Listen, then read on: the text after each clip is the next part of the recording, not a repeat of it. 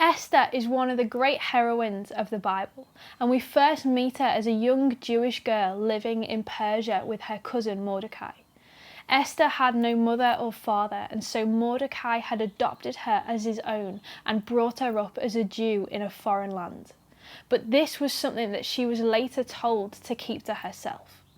We don't know very much about Esther at the beginning of the story, except that she was beautiful. Now the king of Persia at the time was looking for a new queen, and he began the search to find his perfect bride. So many beautiful young girls were brought to the palace, but before they could see the king, they had to go through a whole year's worth of beauty treatments. This was a pretty big process for the girls to go through just to enter the king's presence. And then it was Esther's turn, and he saw how beautiful she was. And so the king took Esther to be his queen. But God had bigger plans for Esther, and she didn't just end up in the palace by chance. And don't forget, she's still keeping her Jewish identity a secret. It's not far into the story that Mordecai discovers that one of the king's officials has a secret plot to destroy all of the Jewish people.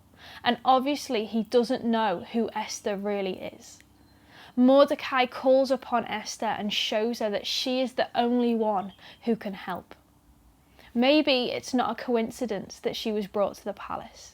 Maybe there was a bigger reason that the king took her as queen, and maybe she was called for such a time as this. Over the next few weeks, we're going to be following the story of Esther and looking at how God interrupted her life.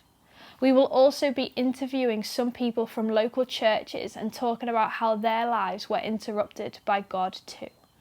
Get ready to ask some questions, to think outside the box, and don't be afraid to share your thoughts and opinions on these different topics as we explore what it means to have a life interrupted.